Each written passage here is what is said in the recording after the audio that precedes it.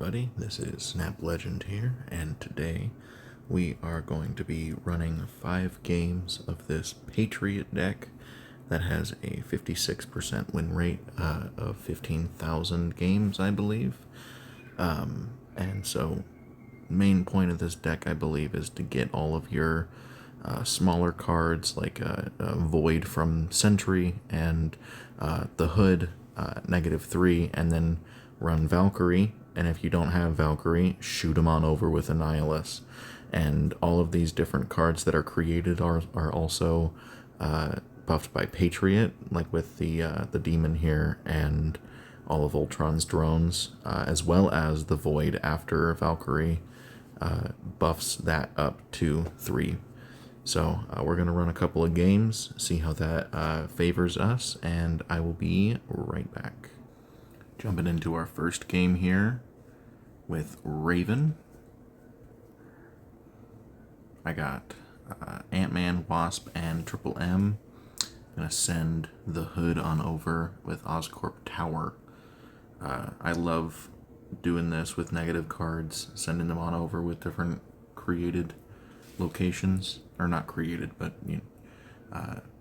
when they reveal and they're negative on my side, technically I love making it not so on there. Like here, I can do Wasp right here. There's only one other card that is 0 cost that is not a created card, and that is Yellow Jacket.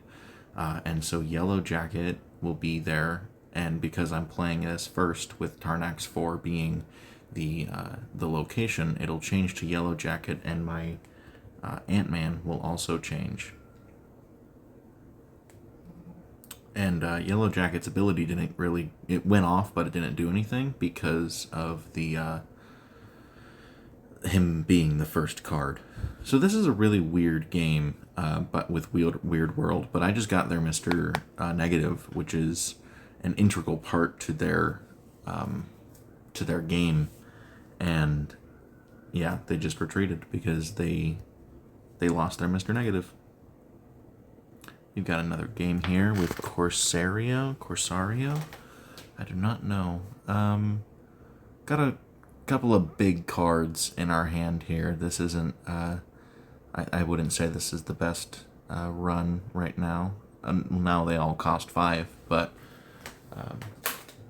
Yeah, I'm throwing Dazzler down in the middle, which is Titan. 6 cost cards cost 1 less. They threw Invisible Woman down, which I love that card. With the cards you play here are not revealed until the game ends, but I really feel like it should be more so her being invisible, because she is Invisible Woman, and none of the abilities that she has really make sense to making everyone else around her invisible, except for like the one thing that she's able to do, which is touching something and it turns invisible. But cards you play here are not revealed until the game ends. She's not invisible except for her base card, which is really funny to me, I guess. Yeah, so I threw Pixie down. Pixie's in this deck for some reason, but it's amazing because now I have a 0 cost Patriot, and I'm able to do shenanigans like this, where I play Patriot and Ultron on the same turn, on turn 5, but I'm not going to do that because that's really not the smartest. So I'm going to do this, where I play Patriot at 0 cost 2 power, Wasp at 0 cost 1 power, and then Valkyrie to set everyone's power to 3. And then on Stark Tower, plus 2 more power to all 4 of those cards. So now I can play Sentry and Ultron on the same turn. Sentry's at 9 power and the right location is full. I'm actually going to snap because that's a very good turn of events that has happened in my favor here. And yeah, so I'm going to wait for the opponent. I'm going to see what happens here, but I very much so believe that I'm going to win this. It's not me being cocky or anything. I feel like I have more power than them here. And yeah, they took out my Ultron drones on the left side, but I still won middle and right. So right now this is the second game. These are all in succession. I'm not editing these in any way. I'm just recording them and talking over them. So that was the second game, and jumping right into the next. Okay, we got Golden Jaguar here. Okay, Golden Jaguar here. I'm gonna throw Wasp down. I like Wasp as a card because it's like I'm here before everyone else, and it's a really cool thing in my opinion.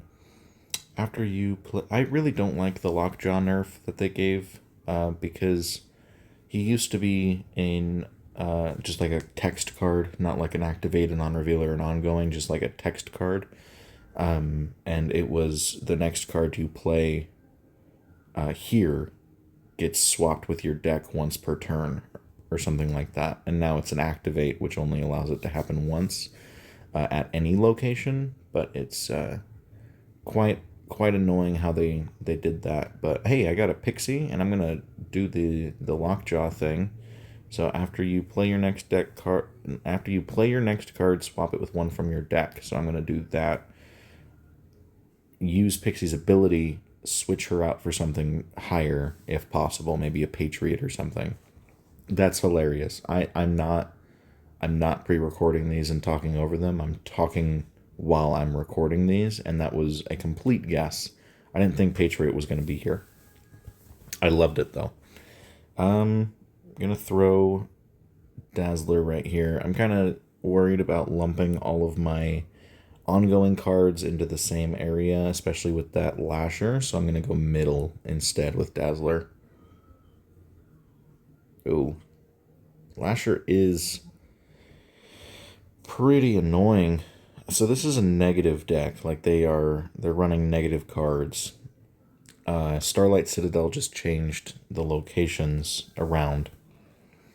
But I'm gonna be really mean, and I'm gonna swap the Lockjaw over with the -4 power that they just gave me with this Annihilus.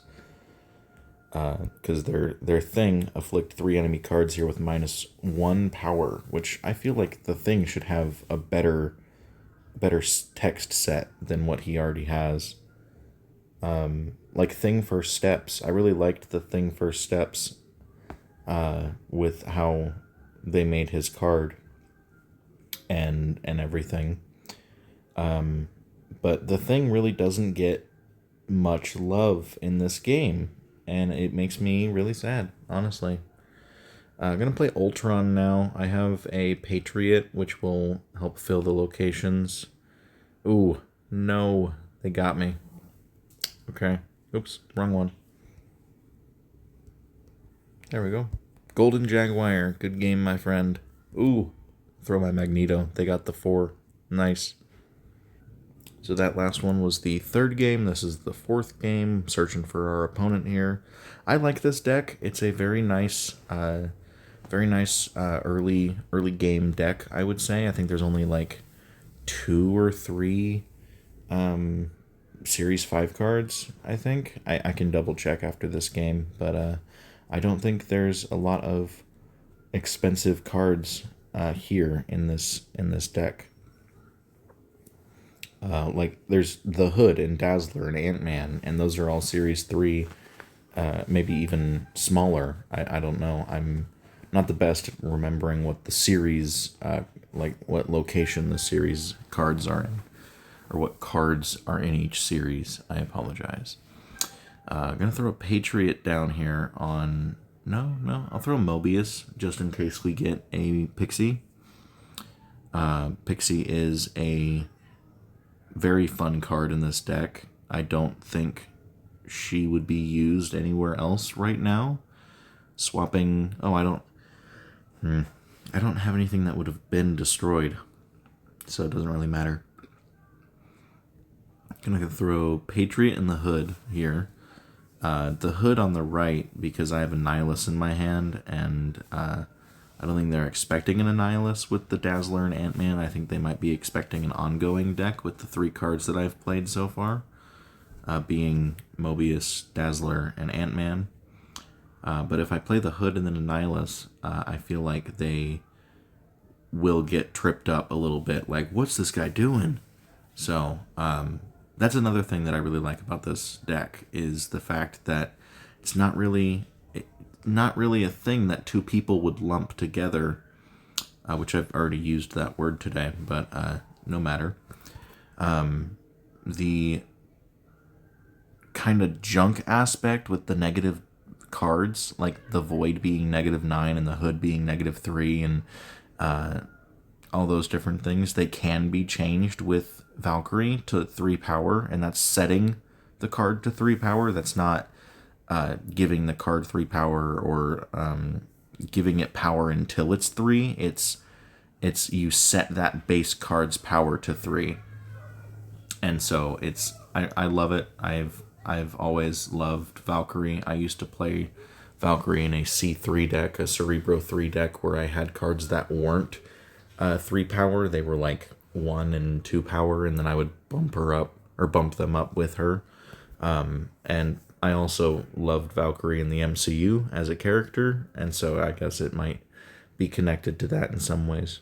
I'm gonna play Ultron in the middle, and then maybe not, actually. Hold on. It's the final turn, 3 power. They're going to get a bunch of end of turn things with their Invisible Woman first steps, and so I think the best thing for me to do right now is play Ultron on the left and see what happens. Okay. Throwing those guys down. Okay. Did they They activated. Okay. Sometimes I forget to activate my Invisible Woman first steps. That was a lot of Athena. I might lose here. Oh, cause yeah, dang, a 16 power Sunspot on the turn that it was played. I'm getting swept here. I can already tell. Okay. That was cool. I like when end of turn cards are still in the meta and stuff. I don't like how they were advertised and actually like marketed towards people who had a bunch more collector's tokens and everything like that, making it very difficult for people to get the cards. I'm series complete, so it didn't really matter to me. I got all the cards that I needed for that season. Have every Series 4, Series 3, Series 5, all those different things. Back to the game. Apparently I started another one. This is number 5. Throwing Dazzler in the middle. Shadow King being in this deck is also really good because you can you reset all cards here to their original power, and so after you play Valkyrie, you can play Shadow King to lower all of their stats, and then play Valkyrie to bring your stats up to 3. And there's a bunch of cards in this deck that benefit from being 3 base power. And I'm just gonna go on and on about how Valkyrie is the best. So I'm gonna stop talking about Valkyrie and try and finish this deck review. I haven't really played Sentry at all in this video, but I like Sentry when you fill the right location, especially if you have Ant-Man in the right location. I don't think I'm going to be playing Starbrand here. Yeah, so I'm going to float 3 energy. They played a Patriot and a Mystique in 2 different locations, and there's a cloning Vats, meaning they get another Patriot somewhere, which is probably going to be at Avengers Compound. But I'm going to let them play their cards and then throw a Valkyrie down here. Because they have priority. Their cards are going to reveal first. Okay, so they don't benefit or get hindered by Valkyrie. It stays the same for them. But for me, Ant-Man's now technically a 7 power card if I fill this location. And so now I'm going to do this, play the Hood and then a Nihilus and throw this this -3 power card over to their side and see how that favors us. Because now a Nihilus is at 8 power. Ooh, that was close. Okay, that was very close. 9 to 10 and 2 to 9, or well, technically 10 to 9 being my side and 9 to 2 being their side. Well, that was 5 games, and I hope you guys enjoyed the video. I will now talk about what I think was weak and what was unplayed in this deck list here, and I would say Shadow King was not really played on my end here. Might be one of the best cards for another person to play.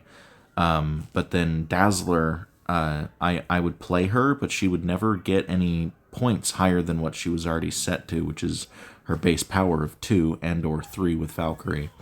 Mobius was amazing paired with Pixie because I could have cards that were lower but not cards that were increased. And so if I had a Patriot at 5 with Pixie, or a 5 cost with Pixie, I was able to play Mobius the next turn, or play something else after Mobius with the cost reduction or increase, and have it still be that base power, or base cost, I mean. But with Wasp and the Hood and Ant-Man and Dazzler and Pixie and Shadow King, all those low cost cards with all of these high cost cards on the bottom here are really, really good for that Pixie. And so I think Pixie and Patriot were the two MVPs of this deck, Pixie and Mobius were the two MVPs of this deck, and I think I will be playing this until the end of this season. And so I hope you guys have a wonderful rest of your day, and the next deck that I'm checking out is this Guardians of Galactus deck that I was running in High Voltage. So I'll see you guys in the next video. Bye-bye!